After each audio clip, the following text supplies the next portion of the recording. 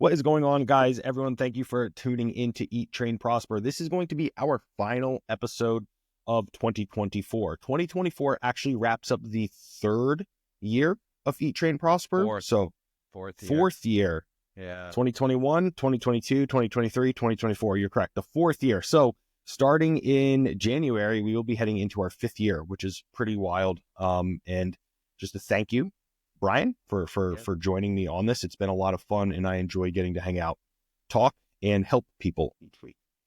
100%, man. And I very much think these Q&A episodes are some of my favorites. So it's very fitting that we get to end the year on one of these. And we have 27 questions. So everybody came out really got a bunch of good questions in there, a good mix of training and nutrition stuff. So yeah, looking forward to it.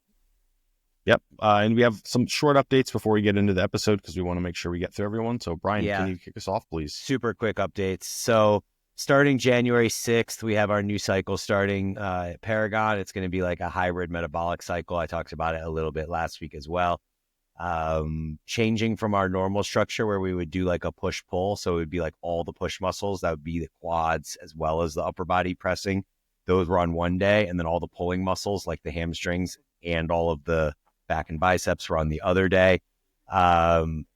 This time we're switching that up and going back to a lower upper for our metabolic hybrid cycle. So we'll see how that goes. Some people felt like the push-pull was creating leg day every day, because you're training either quads or hamstrings pretty much every day. But it was nice in that you're only training half the body. We're now back to training half the body, but it's much more, leg focused or upper body focused, which means there'll be a little bit more soreness likely.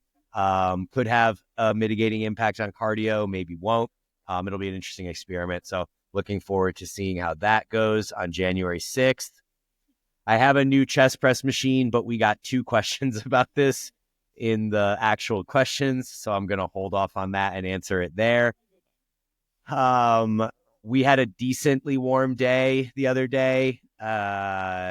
It was like high 40s, low 50s, and I went out for a bike ride.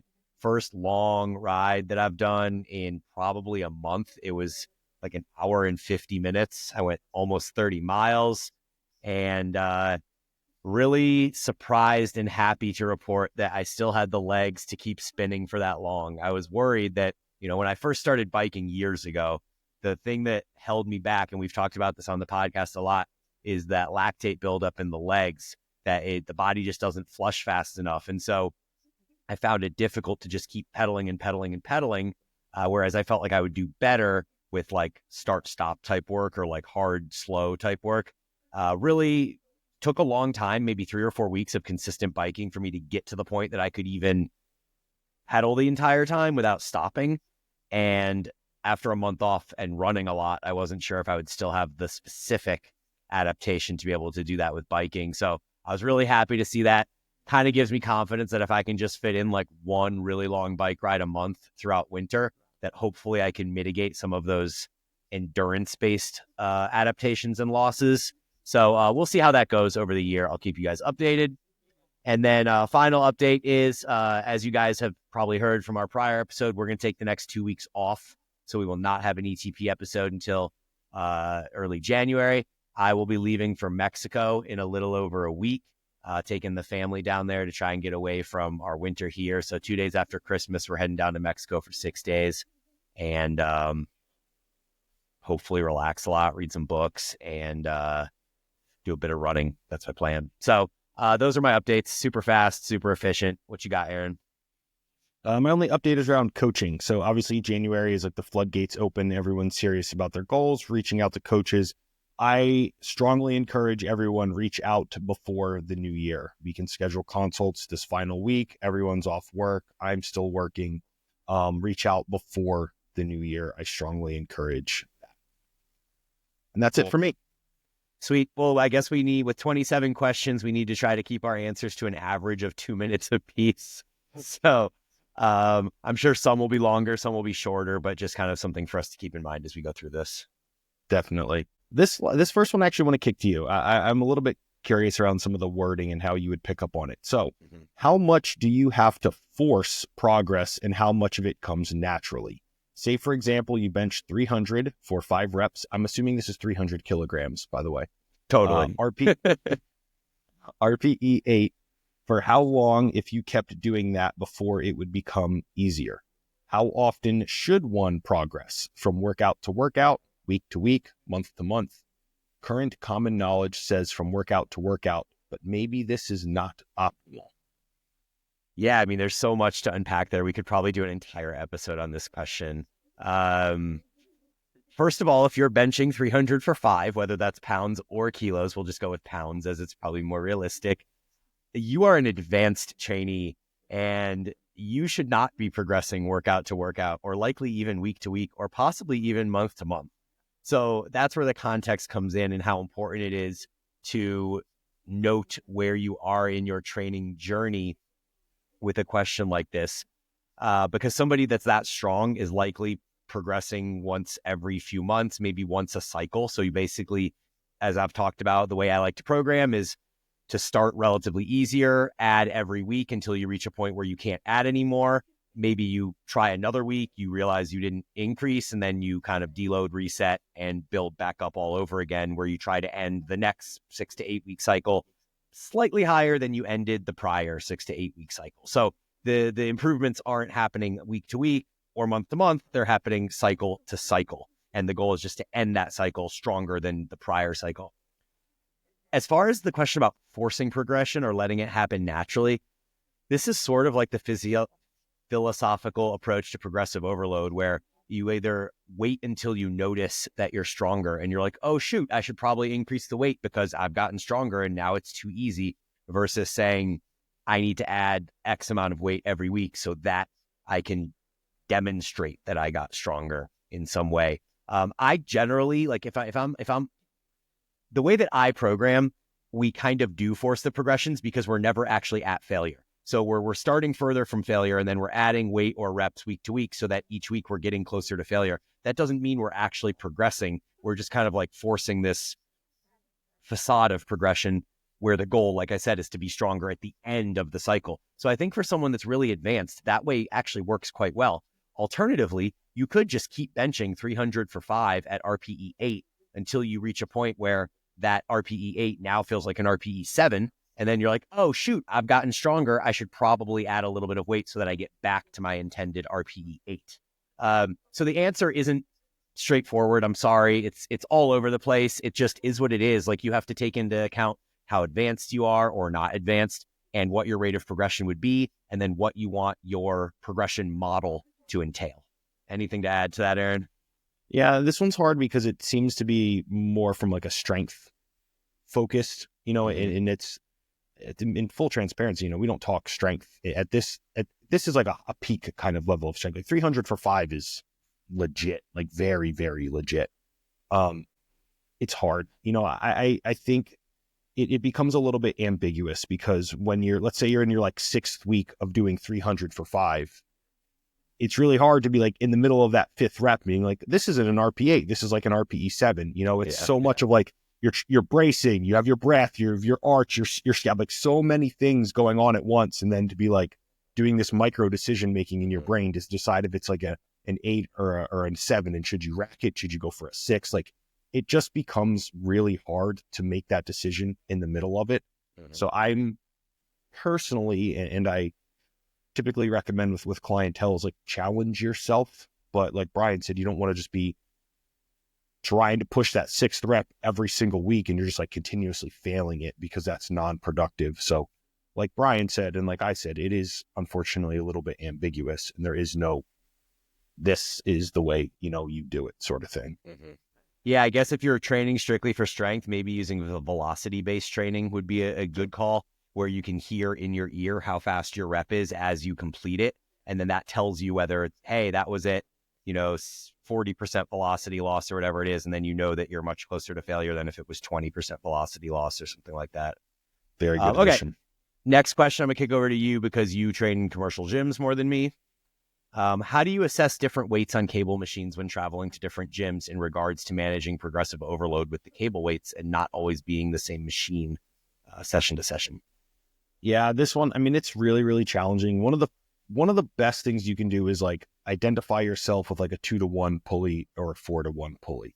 And then, like, hey, my home gym, or sorry, my normal gym that I go to, let's say it's a 2-to-1 pulley. Your load is going to be somewhere close. Let's say we're doing like a single arm pull down. In your home gym, you're using like 80 pounds.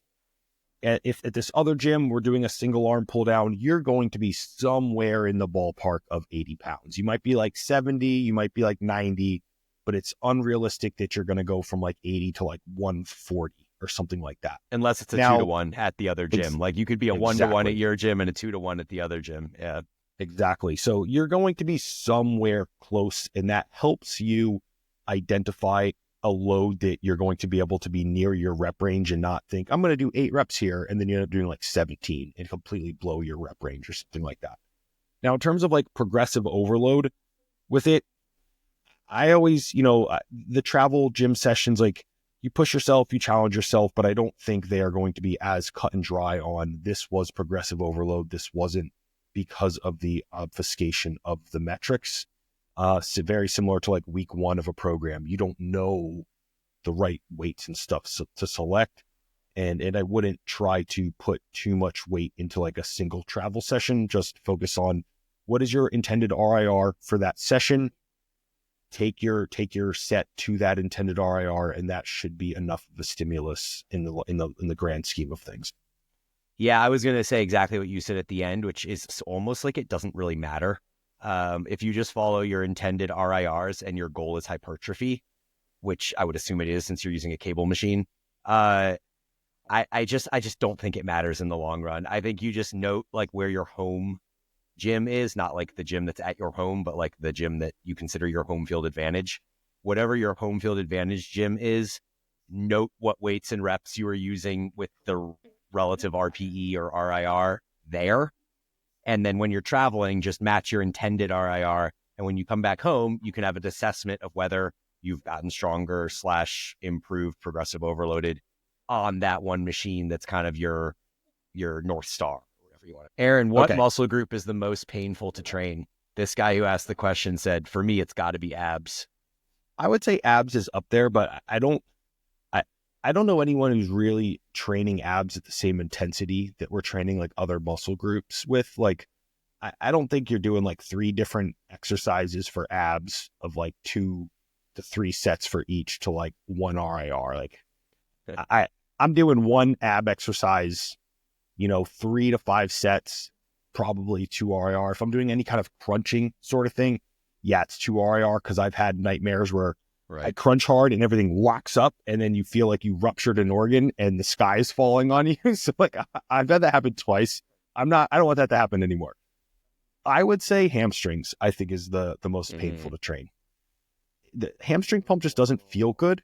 And there's like hamstring curling, like you push them, like it feels very uncomfortable. And then the other way to train the hamstrings is like an RDL or something, which is just brutal. They're doing all that core bracing. It's a CNS, systemically fatiguing. Like anything you do, a GHR is very, very challenging. It's just, I would say that is most painful to train is hamstrings. I feel like the hamstrings and the lats both are similar in that they almost don't get pumped. They just kind of get like cramped. Or it's hard to describe how they feel, but it's not like a pump like you get in your biceps or your chest or something like that. Like those are enjoyable, and the hamstring one is just it's kind of nauseating. I do have to say that I think my choice though is quads, and I think specifically, actually I was going to say specifically like short overload quads, which would be leg extensions, because it just burns so bad, but it's also a single joint movement, which makes it less systemically taxing. But then you go into things like split squats and lunges and pendulum squats and like all the other different quad movements that both give you that intense burning, but they also systemically destroy you. And so, yeah, I think for me, it's got to be some sort of quad based movement. I've just also gotten really good at training my quads where I can really like go there and make sure that they are the limiting factor. And that makes it even more painful as well.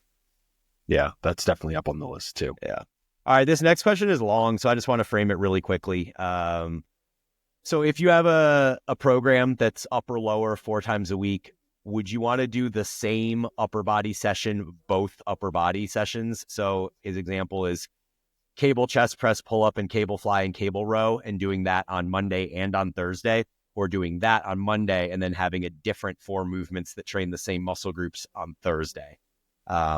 Thoughts? I would choose to have different movements because you're training the same movements twice in a week, same exact variation, unless you chose like really far ends of the spectrum. Like maybe you're doing like 5 to 6 reps one day and then like 12 to 15 on the other. But I don't think you're going to be progressing within like intra week on the same exact exercises.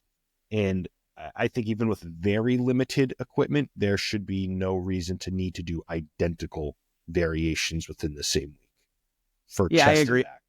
Yeah, I mean, I agree completely. I think for hypertrophy, it doesn't make any logical sense to do the same movements 3 days later and then 3 days later again and then 3 days later and just continue that perpetually. There have been studies that have demonstrated the benefit of variation for hypertrophy. You know, they've taken a study where they think you did just squats and either leg extensions or something and compared that to someone who did like squats, leg extensions, lunges, and I don't know, another movement of some sort. And the people that did the more variation ended up with better hypertrophy across the cycle. So I think when you're talking about doing the same thing multiple times a week, you're generally looking at a strength-based protocol where you're looking for some of those neural or skill adaptations, in which case doing the movement more consistently makes more sense. But for hypertrophy, I think it just makes the most sense to get as many movements into the rotation as you can. Yep. This one I'm going to kick to you, Brian, because I feel like I know your answer here, and I do like your answer, if it is what I think it is. What would be the best option for a pre-workout meal if I train as soon as I wake up at 5 a.m.? Yeah, I don't know, actually. Like, I mean, my natural inclination, if I was at 5 a.m., is that I wouldn't eat personally. Like, my personal opinion is I would just do it fasted because I wouldn't wake up early enough to eat, and I probably wouldn't have any appetite to eat. So that's likely not the answer you were thinking of. But practically for somebody that is in fact, you know, looking to eat food before their 5 a.m. session, maybe they're a regular 5 a.m. gym goer, and this is just needs to become habitual, part of their routine.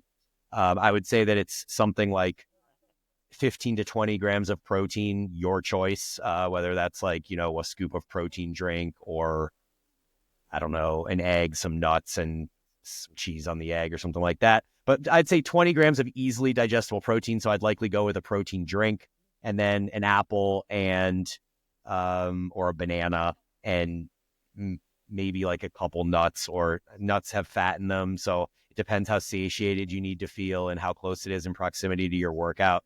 But I feel like I need more context. Like, how much food do you feel you need? I guess my answer would be a scoop of protein, a fruit, an easily digestible fruit. And then if you feel you need something else that's more substantial, it could be like a couple nuts, but not too many, a small piece of toast, or like, I don't know, something along those lines, just to get some like quick energy into your body. Where are you taking this one? Yeah, we need more context, really, but you gave some good answers there.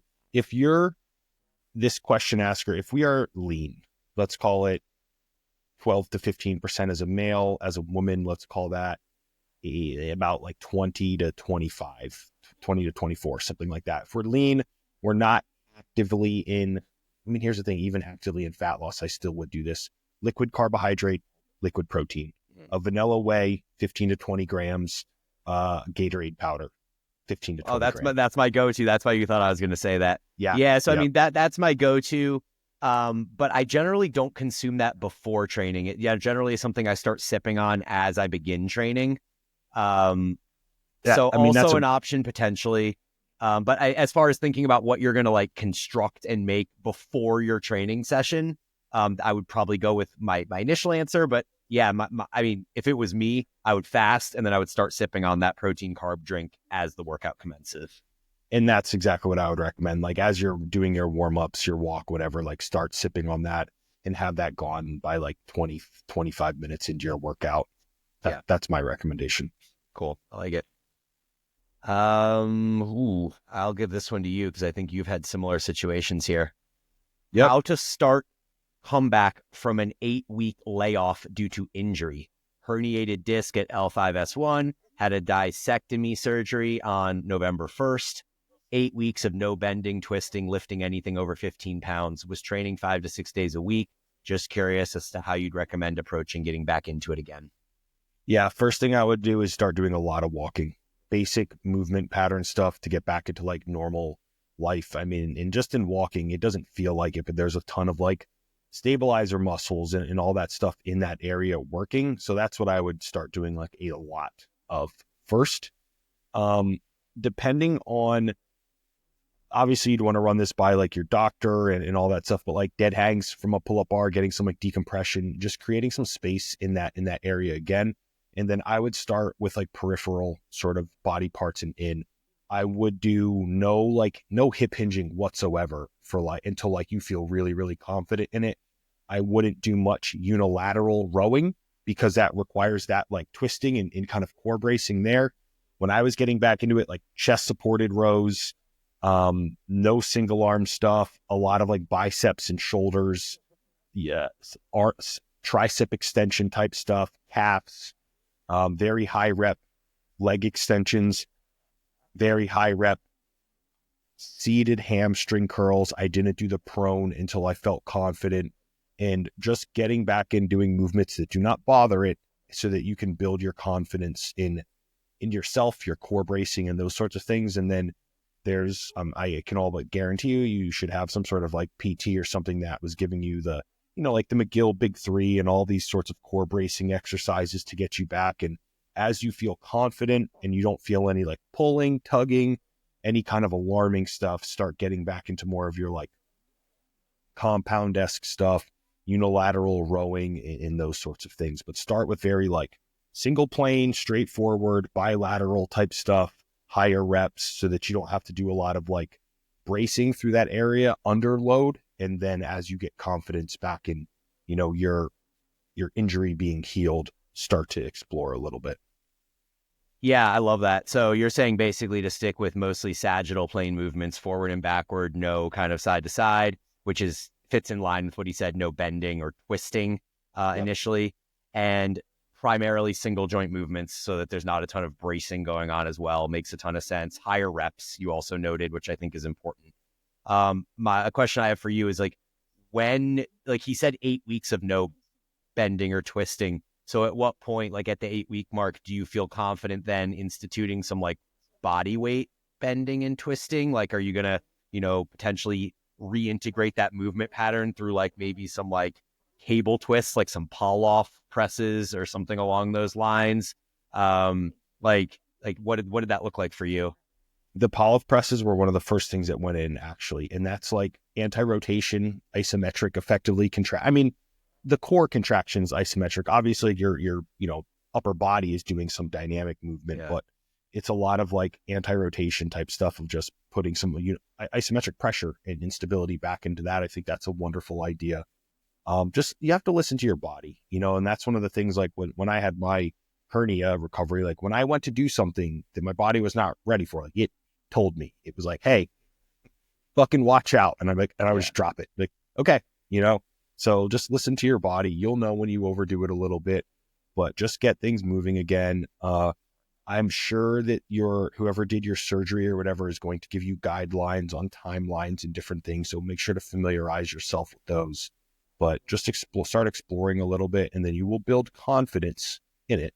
It's not going to be overnight. Like I didn't do any bilateral, leg pressing or anything for months until I felt really confident that, my hernia was like healed and wasn't going to fucking pop out again. So just take it easy. There's still a lot you can do.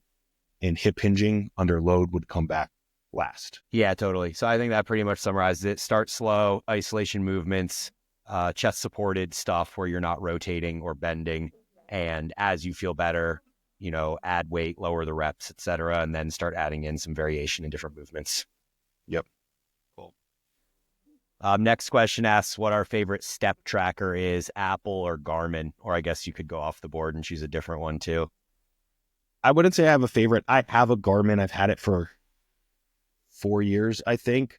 It's nothing special. I don't think there's, I mean, some people might have a favorite, but if you're just trying to track your steps, like these are very overkill sort of things to just be tracking steps. And I'm sure at this point, both are going to be adequate enough. If you want to get super down the rabbit hole of this, there's a very cool YouTube channel called The Quantified Scientist, where he takes all of these wearables and stuff and then he benchmarks them against like industry grade sleep equipment and everything. It's very, very cool. And he has his like plot list of like the best ones, the most accurate ones. So I would recommend taking a look at him.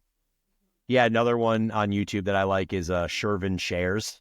And he actually has a number of videos comparing Apple to Garmin, where he's worn in one of each for an entire year. And then he talks about the data that he collected over that year. So you could definitely go check that out as well. My personal opinion is that, like Aaron said, if you're just tracking steps there, then both those watches are kind of overkill. They do a lot more than just track steps. So if we're assuming that you want to use the watch for a bigger purpose than just step count, broadly, it seems like Garmin is better because of longer battery life, potentially better like sports performance focus. However, the one caveat that I'll add is that as an Apple Watch user, and I know a number of Garmin users in the last year, I've noticed that the Apple Watch doesn't have those outlier beats happen. So imagine you're going out for a run or a bike ride or something, and your heart rate's just chugging along at 128, and you're like around, you're a little above, a little below, whatever. And then suddenly the watch does this silly thing where it like bumps up to 170, and you're like, but I'm doing the same thing. Why did my watch just bump to 170? And then suddenly it's back down to 128 again. And you're like, that's not real. Like that didn't actually happen. So as of last year, Apple Watch had this proprietary algorithm that essentially mitigates or deletes these outlier beats so that they don't actually appear. So if your watch is about to do something crazy like that, on Garmin, it might go to 170 and come back. And then you're like, oh, it screws up my data because now I see this weird peak that like didn't happen. Apple Watch would never even show you that beat. It would be like, oh, that's weird that there was a 170 after a 128. We'll just like pretend that didn't happen, wait for more knowledge, and we'll just keep the beat at 128. And so I really like that because it means that my heart rate data to me is more accurate to what I feel is actually happening versus seeing that outlier beat appear on my chart and being like, I know I wasn't at 170, like I was doing zone 2. So as of last year, only Apple had that proprietary algorithm to mitigate those beats. I don't know if other watches have gotten up to par and kind of figured out how to do that as well. Great answer. All right. This is one I feel like you could spend an entire episode on, but I feel like we have recently. It's better to lose fat, 10 plus pounds, and then gain muscle, or vice versa. We even talked about this on last week's episode, identifying your goals. So I'll just let you answer it as you want, and then we'll move on. Yeah. First, I would say listen to last week's episode, episode 176. In this answer, what I most commonly losing the fat first, then gaining the muscle. For the simple reason is if you're going to start where you are now and purposefully gain muscle, you will increase the body fat that you have now almost always. And most people are not comfortable with that. Okay. This is an interesting one. Have you tried keeping a straight face during a hard set? Yeah, this question actually came into my DMs yesterday as someone was reviewing my training videos for the day. And I am quite expressive with my face when I lift. I have tried keeping a straight face, as years ago, Jeff Alberts made a bunch of a stink on the internet about how he's able to kind of keep this super composed, very stoic looking face as he's approaching failure. And so I tried that, a couple times a few years ago, and I just found it more distracting than anything. And that's what I told this person that wrote me. And then his back to me was, no, it's actually less distracting once you figure out how to keep your face composed and you can focus on the muscle more. And I was like, yeah, no, I get that, like, that's what you think. But in my opinion, when I am trying to focus on what my face is doing, I am taking focus away from what my actual target muscle is doing. And so I tend to ignore my face and focus exclusively on the target muscle. And for me, that seems to be best. And so I guess it is at some level individual preference. I I just like, I don't know, man, keeping a stoic face during lifting, it seems for the majority of people, like it would just be too much work and probably unnecessary. And like, if you're the type of person that can do that and it's non-distracting for you, like great, but I don't think there's any significant benefit to being able to do that versus not. Yeah. I'm trying as hard as I can at lifting the weight. Yeah. With the target muscle. Yeah, I have zero concern. My face will do whatever it does. I don't care because 100% of my focus is on working as hard as I can. And I would encourage everyone to do that. Yep, agreed. All right, I'll send this one to you. It's nutrition based. My maintenance calories seem low for my size plus activity level. How would you address or try to increase? The first thing when I get questions like this is make sure that your maintenance calories that you're estimating here are truly maintenance calories. And what I mean by that is if you're eating meals out, drinking, estimating things like there's too many variables in place, right? If you want to know what your true maintenance calories are, follow a meal plan, right? Because then you're leaving no stone unturned. You can feel very confident in that. Now, that being said, yes, there are people, individual variation that do have lower or higher maintenance calories for a given size and activity. How would we address trying to increase? Titrate up slowly. With typically carbohydrate and fat, protein should be pretty decently set. Titrating up the other two. You can also work on like some variety of food, specifically for like micronutrient diversity for the gut microbiome. Typically, if we have lower rates, we might have a lower quality digestion, things like that. So definitely take digestion into account. But to wrap this one up, know what your actual numbers are following a meal plan so that you're not just forgetting or not realizing that something you might be eating has a lot of oils in it and things like that. Like there's a lot of sneaky calories that can find their way in. Titrate up. And if you do have lower, focus on digestive quality and digestive health, and just pay attention. How often are you farting? How often are you having like a type 2 or a type 5 or type 6, bowel movement on the Bristol stool chart? Like pay attention to these things of the feedback and cues that your, digestive parts of your body are giving you. Yeah. No, that's great. And then I'd also note, how have you responded to these types of things in the past? Like, have you just always been a relatively slow metabolizer, or is this something that's changed recently? And then kind of you can go down the rabbit hole and kind of figure out what may have changed. Yeah. Another nutrition question coming your way. What is your current opinion on whether you need a surplus to optimize muscle gain? I think if you really just broke down, and I'm not trying to be a dick here whatsoever. If you just broke down it and just read the question again, like read the words in there, on whether you need a surplus to optimize muscle gain. Optimize meaning like the best possible outcome, right? It would be rather unreasonable to get the best possible outcome of muscle gain without a surplus. I know that there was things that just came out from, I think it was Menno that shared it, one of the first people. I've seen people share it that like you don't need a surplus anymore. Like all of a sudden you can just maximize your hypertrophy, your genetic potential at maintenance. I think if that were truly the case, we would know that already, right? And it's just, again, I'm not saying you cannot build any muscle at maintenance. It's not what I'm saying. What I'm saying is I feel rather confident you will not get the best hypertrophy potential that you can get out of your physiology without a surplus. That is what I'm saying. Yeah, I agree. And I think, if you look back at the Helms study from a couple years ago, they compared a 5% surplus to a 15% surplus.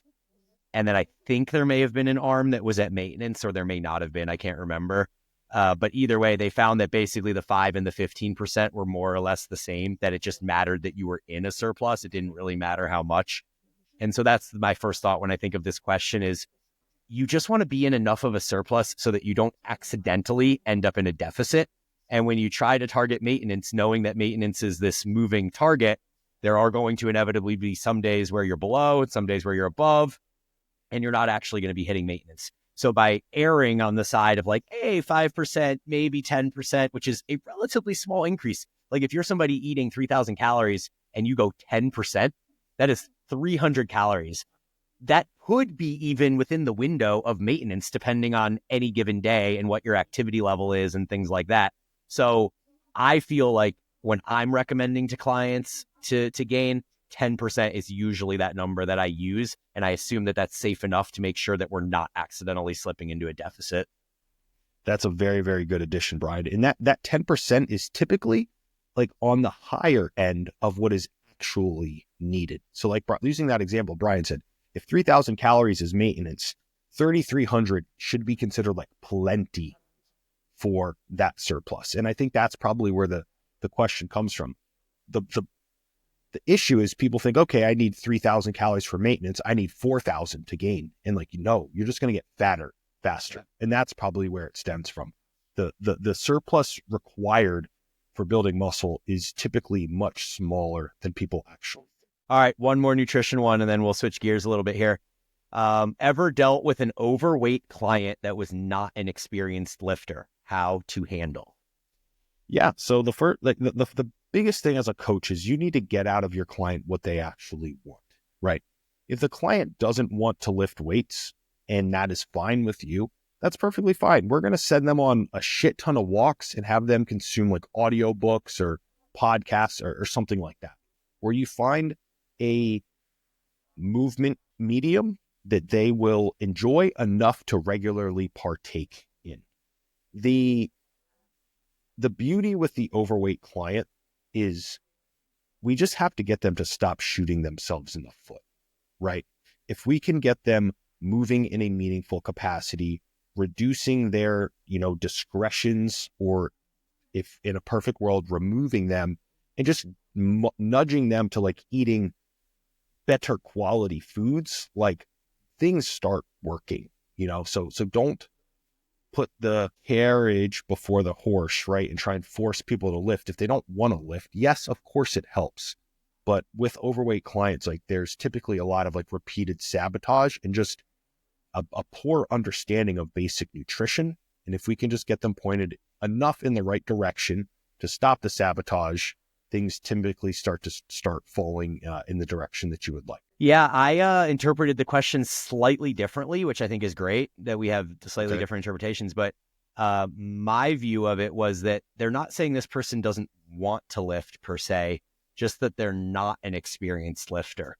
If that, I could be wrong too. Like, I think it's just good to have these different perspectives. So if that's the case and they're like down to lift, but they're just, relatively novice to the process, cool. That's great. Let's get them on like a 2 times a week full body program, give them 1 push, 1 pull, and 1 leg or hip movement in a session. And then 3 days later, let's repeat that with 3 different movements. Boom. They're working out 30 minutes twice a week. Really great way to get them into lifting. Don't worry too much about getting them close to failure or anything like that. Just make sure that technique is great. Make sure that you have some video analysis of their movement, give them some feedback. And then of course, obviously if they're overweight, they need to really dial in the nutrition and do a lot of things that Aaron said, like going for walks, getting on Audible, just kind of getting outside or moving more in general. Yeah, really good addition there. Yeah, the beauty is you hit the basic movement patterns. Just get them moving, lift some weights. That's the important part. Yep. All right, Brian, we have our first update on your chest machine that you bought, where all the converging machines sold out. Yeah, so this was actually 2 separate questions. The first one was update on the chest press machine. And then the second question was, were all the converging machines sold out? So here's the story of my chest press machine situation. I was sitting there at the gym in my basement doing my cable presses. And I think I mentioned last week that I almost threw my shoulder out trying to get into position. And so you kind of have to do this weird like power clean thing where you like whip the cables into position so that you can press them. And I've gotten so strong, woe is me, that I couldn't even get the cable into position the first try. And it almost like ripped my shoulder out as I let go of the cable and it slammed and made a loud noise. In that moment, like literally an hour later, I went online, got a impulse buy from Titan. They sent me an email. They're like, 30% off for Black Friday or whatever it was. Bought this chest press machine, didn't do the necessary research, in my brain, I felt like it sort of didn't matter how big the machine was because I didn't think there was a chance in hell I was going to be able to fit it in my gym. My thought was that it would have to be outside the gym and kind of spill over into the basement. So I saw this Titan chest press machine. I've had great experience with Titan products in the past. I bought this with the intention of it to be in my basement. When I told my wife that I bought it, she said it absolutely cannot be in the basement. You have to either figure out how to put it in the gym or you have to remove one of the pieces of equipment from your gym. When I went to actually begin construction of this piece, I realized that I could move my 45-degree hip extension over to an area that had been unused, but the hip extension was small enough to fit there. And then I could fit this chest press machine where the hip extension was. Unfortunately, it was so large that it spills out, and I can't actually open the door to the gym if there's weight on the machine. So I can open the door if there's no weight on the machine, but when there's a weight on the arm handle, the door won't open. No one's happy about that. I'm not happy about that. My wife's not happy about that. And I was pretty down on it. Like the first day I built that machine and I put it in the gym, I was like, this thing is so big. It's dominating the gym. It doesn't belong in there. And then on top of that, it doesn't converge. The converging piece, I was way less concerned about because I was like, I just need a chest press machine. Like fucking barbell bench press doesn't converge. And that's been the primary chest builder for decades. So in my brain, I was like, the converging component isn't that important.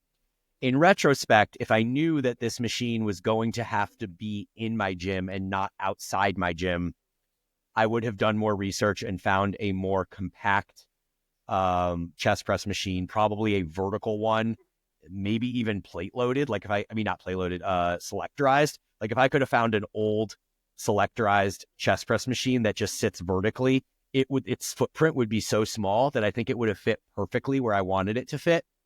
But instead, I went and bought this monster size machine that isn't even like perfect for what I want. So initially, my level of disappointment was quite large, but I hadn't used it yet.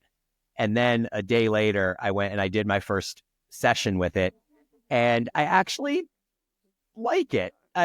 Maybe I'm approaching it with rose-colored glasses because I want to like it. But I still think that I give it like a 7 out of 10. It's pretty smooth. I got an insane chest stimulus from using it when I did my slight incline press the other day. And then in my next upper body session, I have a slight decline press. And I think it's actually going to be even better for decline because it has these neutral handles that allow you to really tuck the elbows and get that costal press sensation that you really want with the lower chest movement. So it's cool for incline. Like it was fine. I got a good stimulus. I think I'm going to continue using it. For decline, I think it's going to be better. I don't know this for sure. I'm going to have to try it out. I still have like a part of me that feels like I should take it apart, disassemble it, send it back, and try to look for a different chest rest machine.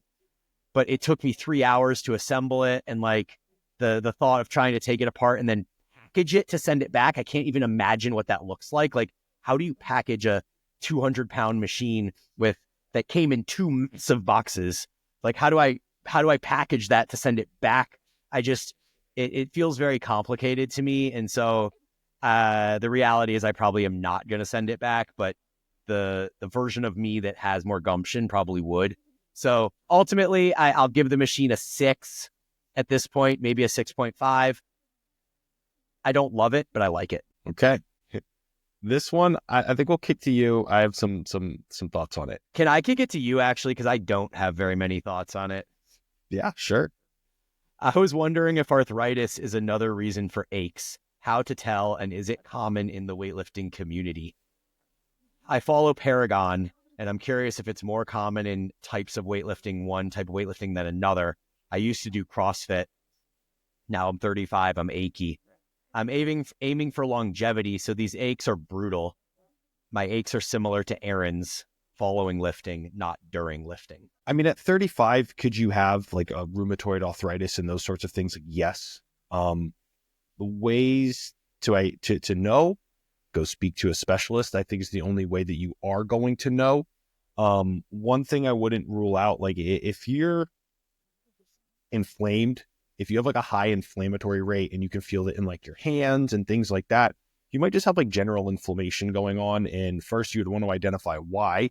You could be eating something that doesn't agree with you and you get inflamed from it. You could also try like mega dosing fish oils, bringing in like a curcumin C3 complex, or even getting something like can't believe I'm not going to be able to think of this. Glucosamine? No, it's a marker on a blood panel for general inflammation. CRP. C-reactive protein. Yep. Yeah. C-reactive protein.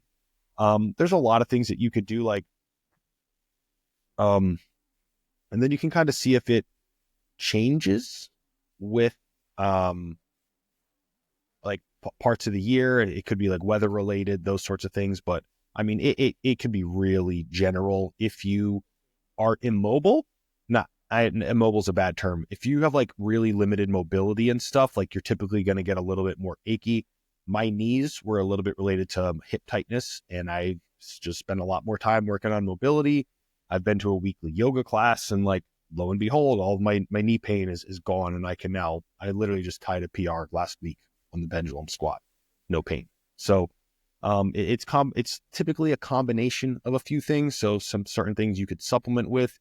You could get some testing. You could go speak to a specialist. I would probably scale back some of the really heavy compound lifts and CrossFit-esque things. Like in my late 20s, I was incredibly achy. But that was from training style. So a number of things that you could do there. Or just if you're concerned about the arthritis, like just go get it tested. Yeah. Go to a specialist and then you'll know for certain. Yeah, so arthritis is a disease, or not a disease. It's a place of being in chronic inflammation. And so my initial thought was, oh, if you just can reduce the inflammation, then you can solve the arthritis. According to Google, arthritis cannot actually be cured. It's always there once you have it, which I find very surprising because, like, at least from my experience, and Aaron mentioned in CrossFit, like he and I used to have really achy joints all the time. Like it was my knees and my elbows constantly being sore and inflamed. And I guess that's not arthritis because I was able to cure it through better training methodologies, better exercise selection, et cetera, et cetera. And so to have an official diagnosis of arthritis, it seems, is now just something you have. And you either have to take really strong anti-inflammatories to manage it, or you just have it. My guess would be that you don't have it at this age. I'm sure that it's possible that you do, but my guess is that you just have inflammation through probably somewhat poor movement mechanics or choosing exercises that aren't conducive to your joints, doing them in a manner that is causing too much inflammation. So like if you look at the way I used to lunge in CrossFit, it was literally like touch the knee to the ground and stand up. It didn't really matter how you did it. So it was like this forceful descent with almost like this little bounce off the ground. And then, you know, every time I would do lunges, my knees would scream at me. Same thing with like squat cleans. You're catching this weight, you're putting the shearing force on your knee as you catch the clean and bounce out of the bottom. As soon as I began eliminating these types of movement patterns and or performing movements with slow negatives, pauses at the bottom, making sure that the muscle itself is producing the force to take it off of the joint structure, like all of these pains dissipated. And so we didn't have arthritis. Maybe you don't have arthritis either. If you want to know if you have it, like Aaron said, you need to go to a specialist and get tested.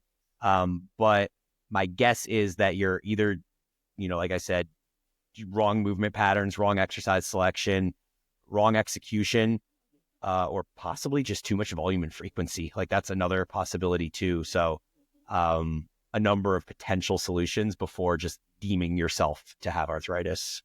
Yeah. What's next here? Do you think there are benefits of only lifting for the general population? So yes, I do think there are benefits. Do I think that the benefits outweigh the risk to reward ratio? For most people, I would say no. I do not think they do. Yeah, so I think that doing the actual full Olympic lifting movement like snatches or clean and jerks is probably very unnecessary and probably has very little or no benefit to the general population. I do think there is value in doing things that are explosive and require you to time triple extension. So triple extension being the extension of both your ankles, your knees, and your hips simultaneously, which is what happens during Olympic lifting. We can emulate that same triple extension through movements that are much safer for the general population. The easiest one being kettlebell swings, like great way to very easily implement triple extension. If you want to get a little more nuanced and add in a little bit more complexity, you can do things like high pull. So think of this being like your power clean, but instead of turning your hands over and catching it on your shoulders, you're literally just trying to pull the bar up as high as you can using the momentum from your lower body. You can do those from the hang, so starting at mid-thigh, or you can do them from the ground where it's almost like a deadlift plus a pull. But either of those, I think, are going to be much better solutions to include triple extension into your programming, which I think does have some benefits for longevity as well. Like probably not as much for hypertrophy, but for this purpose of coordination and timing of the neural component within your body as you get older, I do think there's probably some value in doing that. Yeah, very, very good additional ads. This one, let's kick to you, and then we'll go.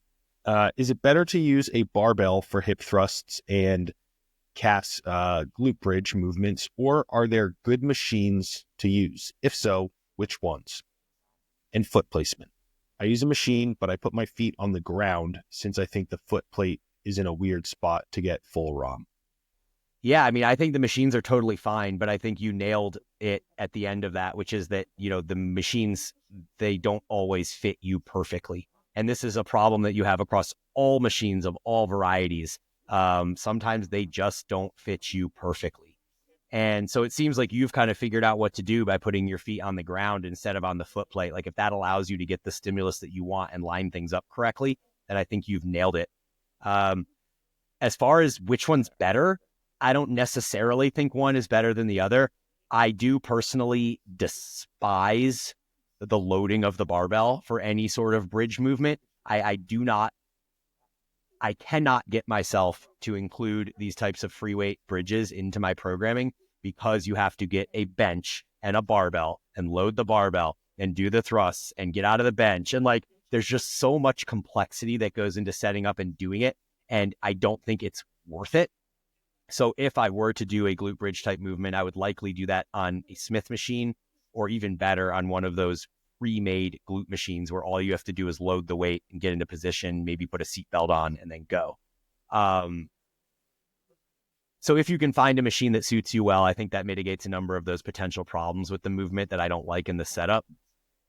The nice thing about doing it with a barbell, though, is that you have consistency in weight and in execution. Whereas if you're using different glute machines each time, or if you're in one gym and another gym, like you can't coordinate the glute machines exactly the same, kind of like the question earlier with the cable machine. Whereas if you have free weights, no matter where you go, that your glute bridge is going to be a 45-pound barbell plus whatever weight on either side. So you have more consistency that way. Ultimately, I don't think it matters. I think you choose the one that gives you the best stimulus and doesn't make you want to kill yourself through annoyance of setup. Yeah, I mean, Brian covered things so well. It's all movement, or all machines aren't made equally, and especially for the female demographic, oftentimes machines just they're built for people Brian and I's size with like haphazard adjustments to fit a smaller demographic of people that are oftentimes a poor use. So that is very, very real. I pulled a fair amount of women for when I was hunting for a glute drive hip thrust machine for Undefeated. The consensus that I got was that the kind of original Nautilus glute drive, a lot of people like. So if you ever see one of those, potentially test it and see how you feel yourself. Favorite 45-degree hyper for a home gym? Yeah, so I think the very obvious answer here is that the Atlantis one is for sure the best. Like if I had endless space and endless money, that would be the one I would go with. I believe the model number is the D128, and that's the smaller, more compact one. They have a bigger one with, I think the number starts with a 2, and that one is the one Cass has for like more of a commercial gym setup. But they do make a smaller version of it, the D128. And the thing that makes the Atlantis one so unique is that it allows you to do multiple different adjustments. So yeah, you can adjust the height of the foot plate, which is great. Most machines allow you to do that. You can also adjust the main pad up and down, which most machines allow you to do that as well. But the Atlantis one allows you a third adjustment, which is it allows you to adjust the Pitch? Yeah, exactly. Yeah, the pitch of it. So instead of just adjusting that hip pad up or down based on your height, it allows you to adjust how steep you want the hip pad to be, whether you want it to be a little more vertical for more lengthened, or you want it to be a little more horizontal for more shortened. You can make those little micro adjustments as well. So the Atlantis one is just premier. I mean, it's perfect. It's also like over $1,000. So I bought the one from BC Strength, Brett Contreras's company, and it was 500. And I love it. It does everything I need it to do. It's very stable. It fits me super well. I think it fits most people that have used it quite well. The only thing is it lacks that ability to adjust the pitch, like Aaron mentioned. But I've kind of solved that for what I need by putting wedges underneath the bottom of the hip extension to kind of prop it up and make it a little bit more vertical if I want it to be more lengthened. So I love that one, and it's half the cost of the Atlantis. So if I had to choose one, it would be Atlantis, but I think the BC Strength one is a decent second option. One that I've always really liked is the Hammer Strength. It fairly accessible. You should be able to find it in most of the American markets used secondhand, which is pretty available. It's my problem with a lot of them are the kind of the opposite. For people like Brian and I size, it's too close to the ground and you can't get like a lengthened hip. Where that one, it's a lot more, it's just bigger, and not necessarily bigger, but it extends taller. So for people who are a little bit taller, you can still use it with like dumbbells or something like that and not just bottoming out. So that's always been one of my favorites. Yep. All right, dude, we have a lot of questions left to go. This is a complicated question. Any thoughts on how AI will transform the health and fitness industry? I mean, yeah, it's going to create a lower market entry level sort of thing. But again, we've talked about this, not in quite some time, but you can't solve psychological problems with AI. I guess the health and fitness industry, I was thinking more from like the coaching standpoint, but the average client who wants, fat loss, body composition, it's not X's and O's. It's mostly psychological stuff. And you're not going to get that with AI. I think it's going to automate a lot of like really shit program creation that's already shit program creation. But I promise you, AI will never be able to create a program like Brian can. I mean, maybe in like 40, 50 fucking years or something like that, but not anything that we're going to see until it probably moves on to other things. There's just way too much nuance and stuff that go ahead, ask it to write you a program and stuff. Like I've played around with it. It's not at an acceptable level yet. So I don't think for quite some time. Yeah, I agree. I think its use in health versus fitness, I think, is a bit dichotomous because in health, I think the uses are extremely large. Like to be able to have these large AI models potentially doing surgeries for people and like robots being able to get in there and do stuff like that, I think is something within the next 5 to 10 years we may even have, which can change and transform the health industry to not have to have an ER doctor there all the time, or maybe just have one to oversee things and letting the kind of robot do its thing. I'm not well versed enough to be able to speak to that. I know Mike Israetel has done tons of deep dives on he has like another YouTube channel where he just talks about stuff like this. So maybe go explore that. As far as fitness, yeah, I agree with Aaron. If you ask ChatGPT or any of these open AIs to create you a program, it's going to be a relatively vanilla program. And honestly, it'll probably work up to a certain point, but it's never going to give you the nuance of, well, this movement is short overloaded and therefore it would be beneficial to include partials at the end of your set, or this movement is extremely lengthened, so maybe going to absolute failure is probably not a good idea, and maybe, approaching this movement with 2 RIR is going to be plenty because of how damaging it is for your body. Like these types of little nuances are just very difficult for an AI to be able to include at this point. All right. What are you most looking forward to in 2025? I just want this damn gym to open. All I care about, dude. Yeah. I lied. I'm getting married. I'm sorry. That's my top answer. I gotta include that one. The damn gym. Oh, and I'm getting married. Yeah. Yeah.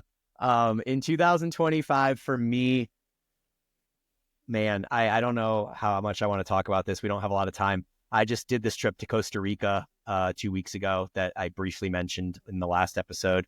And the purpose of the trip was for me to do some self-exploration and kind of figure out what I want a bit of my future to look like. And I kind of have this idea of compiling some information that I've been putting into my brain the last few years. Like I've been doing a lot of consuming of information, not just in fitness, but in a number of different aspects of life. And I've been consuming so much, but I haven't actually put the information anywhere to good use. I just have it in my brain. And so I have this idea of a project I want to do to take some of this information I've been ingesting and put it into kind of a tangible, practical way in which people can ingest that information that I've ingested and help their lives as well. So I'm not going to speak too much further about that project at the moment. It's not the podcast that I've mentioned before. But that is kind of the thing that I am currently working on and looking forward to. Very cool. Okay. Are farmers carries important to add into training? Yeah, no. I mean, I think it's similar. It depends what your goal is. So I equate this question similar to the one that's asking if only lifting is important for the general population. And like if your goal is straight hypertrophy, no, only lifting is not, and neither is farmers carries. If your goal is to be generally strong and have some sort of tangible impact on your longevity, then yeah, I mean, the farmer's carry is probably like a pretty good movement to include. It involves grip strength. It involves a lot of upper back and shoulder strength. It involves a lot of core stabilization, especially if you're doing them one arm. Like I love, programming unilateral farmer's carries for people that need some kind of core stability work and stuff like that. So no, they're not like necessary, but I do think there's probably some benefit for longevity and, health reasons. Yeah. Could there be benefit? Yes. Do I think if in a general program, do you need it? No. If you're concerned about your forearms, use less straps and grips and you'll probably get what you want out of that. Yep. Aaron, I'm going to move question 22 and 23 to the end so that you can answer those on your own after I have to leave. And, and then we can go to the next one, which would be tips to get back on track after 2 weeks of zero training and unhealthy eating. SOS, help. The most important, I think, thing in answering this is what was the reason that there was zero training and unhealthy eating? If it was just like I went on vacation and I just wanted to like binge and consume, I guess that's fine. I would encourage an evaluation of where healthy eating and fitness fits into your life, right? If it was a consequence, like I had this huge family ordeal and I needed to be there for my family, and my family loves eating unhealthy food, and I was just trying to be easy for everyone, like then you just pick up on what you were doing before, and kind of that's my answer to everything. Like go back to when you were eating healthy. What were you enjoying at that time? Put those foods back in. I wouldn't start a new training program. I would go back to the training program that you were on, where you were enjoying training, being regular with it. I think it's kind of silly after a period like this to think we need these like new things. Just go back to what was working. It was working. You were happy. You were consistent. Don't try and change it. Just go back to what was producing you the happiness, the results, the consistency, and pick up right from there. Don't try and do a sprint where you're going like every single day or whatever. Go back to what was working, the frequency, the number of days, the number of meals, the types of meals. Just go back to that. That would be my recommendation there. Yeah, totally. I love one of the things you pinned there, which was go back to what you were enjoying. So it's possible that you weren't enjoying it and that's why you fell off. So I think that that's important to introspect as well, as like, hey, if you fell off because your training was too intense, too much volume, too much frequency, too hard, too much for the stress that you're experiencing in your life at the moment, then maybe what you need is a change. So it could be what Aaron said, if it was working, just go back to that. If it wasn't, and that's the reason you fell off, then just do what you want. Like, we have to remember at the end of the day that this training thing, it's better just to do any than to do none. And so a lot of people get lost in this sense of, well, I need to be doing what's optimal. And then they're like, but I don't enjoy doing what's optimal. It's kind of driving me insane trying to be optimal. So fuck optimal. Just do what you enjoy. Like, maybe you just want to go in and train upper body and arms for a week, and legs sucks for you and you hate it. So fine, just get back in the gym, train upper body for a week, enjoy yourself, and then maybe integrate some leg work back in. Like, who knows if that's the case, but whatever the case is, just do what you enjoy for the brief period of time, get yourself reintegrated into the habit, and then you can add from there. Definitely. So I want to give a little bit of a heads up. These next two questions are same person asking, high level, advanced person, coach, knows their shit. So I think that would just gives us a little bit more context into answering these, and I'll kick it over to you.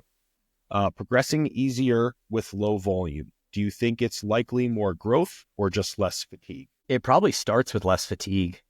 That's my first inclination, is like, hey, if you're dropping volume, then you're probably flushing some fatigue, which allows you to manifest strength a little bit better.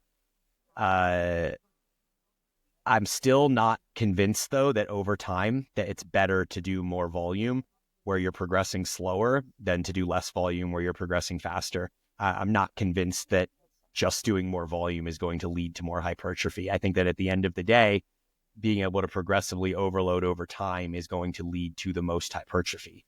And thus, if X amount of sets is causing you to progress slower, then I'd likely stick with the slightly lower volumes that allow you to progress. Now, it is possible that you reach a point in the not so distant future where those lower volumes are no longer enough or sufficient for you to continue progressing. At that point, you might find that you do, in fact, need more volume. And so it is going to be an oscillating experience of assessing where you are at different points. Yeah, I think that's kind of my summary of the situation. Yeah, I think this one's really, really challenging. And what I would recommend is like I think what Brian said is great. It's a pretty good proxy. I would bring in other proxies. Is body weight increasing? What's body fat look like? Is food the same? I think I just said, is body weight increasing? Are measurements for particular body weight parts getting bigger? Like, bring in other proxies that can help you with data, provide data points into making that decision. Yep, for sure. And piggybacking onto the back of that one, what do you think would be more effective? 10 sets per week at 2 to 3 RIR, or 5 sets to failure and beyond? Yeah, I think both of those are relatively the same if you just look at them from a 10,000 foot view. That's actually one of the examples I use, is like, hey, if we're just looking at effective reps and you're doing 10 sets at 2 to 3 RIR, you're getting about the same number of effective reps close to failure as you would with 5 sets to failure. So I think at that point, you kind of just need to take a step back and assess which one speaks to you more and which one seems to make more sense with your desired level of training intensity, how much time commitment you have, what your exercise selection looks like. I think there's just a number of factors that go into that, but at like a base level, both of those seem quite similar to me. Yeah, I think one thing you brought up that I think is really good there is like what exercise selection looks like. Like, this particular individual works out at like a really cool gym that has like a ton of cool kit and stuff. If with a gym like that, I'll probably opt for the latter. And I might do like, hey, if we're talking chest and I'm only doing like 5 sets for a given, maybe I'm doing 5 sets over a week. Mm-hmm. I might do like 3 hard sets to failure on like 3 pieces of equipment on one session, come back on my next session, I have like 2 more sets on 2 different pieces of equipment. I'm doing 1 really hard set to failure on each and move on. That would be my preference as well. But again, I think this question really comes back to like your individual situation and how you prefer to train. Yep. Maybe one more and then I'll bounce and let you answer the last 3. Wearable tech. Do you currently use any thoughts on sleep technology like the 8 Sleep? Like I said, I have a Garmin. It's a couple years old. I honestly use it for timing my rest periods, training, and monitoring like my hit and zone 2 session. That's it. I'm really not big on the wearable tech, especially with sleep technology things. Like at the root of it, sleep is one of the most fundamentally basic human things that we do, and I feel like we're at a period where we have all this technology around like helping us sleep better, but at a population level, people are sleeping like at the worst that they ever have in the history of being humans. And I don't think we need more technology. What we probably need is like actually listen to some of the sleep hygiene stuff, like put the phone down, make the room dark, plug the phone in the bathroom or the next room over, make the room colder, cut off your caffeine intake like earlier. I work with obviously a lot of clientele, and I haven't had, there's one client that I remember that got a new bed and it was really beneficial for their sleep, but literally 9 times out of 10, it's like saving people from themselves, and same thing with me. Like we all get into bad habits. And one thing I've started doing, plug my phone in on the other side of the room, and that really, really does help. So I think there's much lower entry points that are probably going to provide a better value. But if you have a shit mattress, probably opt for a better one, test the waters a little bit. And I think that can be a benefit for sure. Yeah, I pretty much agree with most of what you said. I do think that the sleep tech market is a little bit oversaturated at this point, and I think that the technology isn't quite there yet to give us the answers that we want from sleep tech. So the studies that I've seen have shown that most wearables are something like 60 to 70% accurate. So they're decent at being able to tell you how much sleep you got overall, but they're way poor at being able to differentiate between what sleep stages you're in. And I look at mine every morning at my Apple Watch and to tell me how, what the sleep looked like or whatever. But I make an assessment before I look at the watch of whether I had a good night, how many times I thought I woke up, et cetera, et cetera. And it sometimes is resembled on the screen from the Apple Watch, and sometimes it's not. I don't put a whole lot of credence into it because I've had days where it says I slept like shit and I feel amazing, and I've also had it vice versa. So I do think that the kind of intuition response to how you slept is likely more valuable at this point than the tech. With that said, like the 8 Sleep is one of the better ones to my understanding. And I've considered getting the little 8 Sleep cover that goes over your mattress because my mattress is awesome. But, for $4,000 to get that cover, it's cool. It gives you the HRV. It allows you to control your temperature. Like there's a few factors that are pretty sweet, but I am not at the point that I'm willing to kind of jump on that bandwagon at the moment. Yeah, you can get a sick chest press machine for $4,000. That's right, baby. That's right. And a small footprint too. All right, cool. I'm going to bounce. I'll see you guys in 2025. And talk to you soon, Aaron.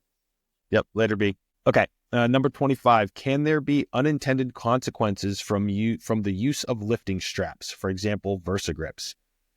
Yes, I think there can be. I was victim of that. I had developed very, very bad, I believe it is tennis elbow, the one that's on the inside on the medial epicondyle, or the tendon connecting to the medial epicondyle.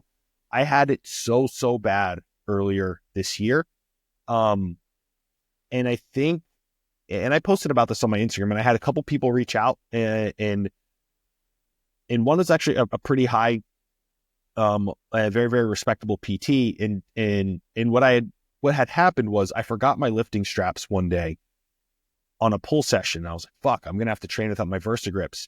And just in that single session, I had a notable reduction in pain from having to grip stuff so much. So I tested it again and it had improved. And then I just stopped using them. I'm like, I'm going to see what happens if I stop using them.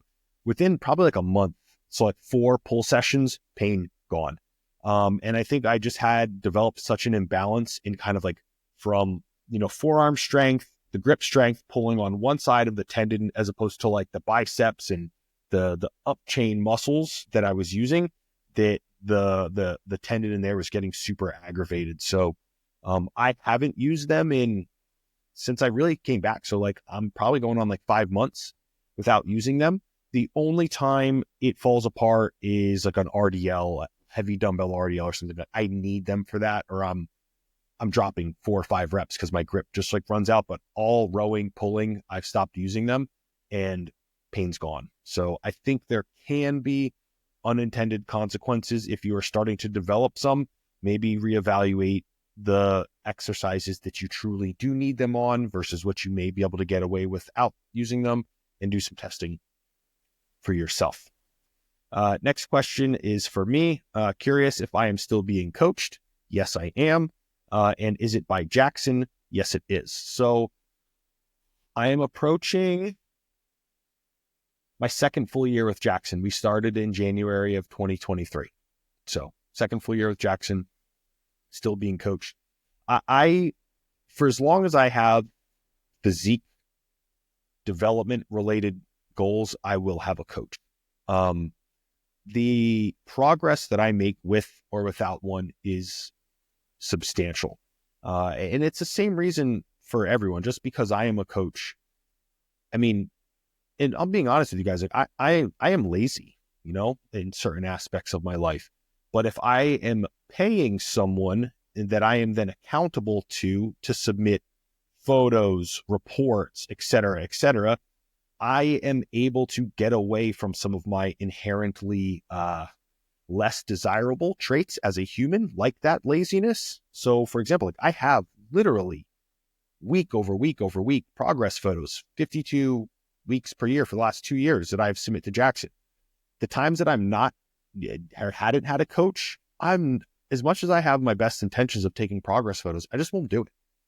I get lazy with tracking my food. If I don't have my, my weekly reports, I am so much better as a, whatever you call it, a training, lifting individual when I have a coach.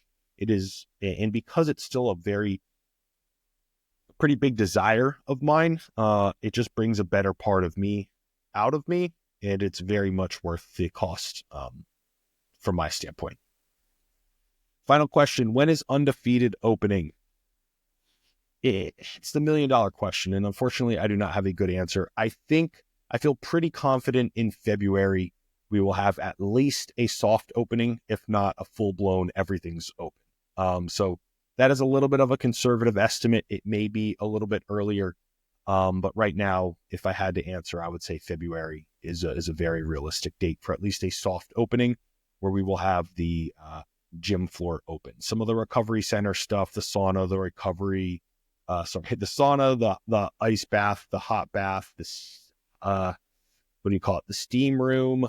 What else is in there? The pool out back might be a little bit delayed, but February, I think, should be a pretty safe date. So that concludes our questions for the December 2024 Instagram Q&A. Like we mentioned earlier in the beginning of the episode, thank you guys for being here for our 4th full year of Eat, Train, Prosper. Thank you for support and giving us a little bit of a creative outlet to help try to improve the fitness and health space. As always, any questions for Brian or I, you can ping us or just leave it under the YouTube video, which obviously helps us with the algorithm. So enjoy the last final days of 2024 and wish everyone the best heading into the new year.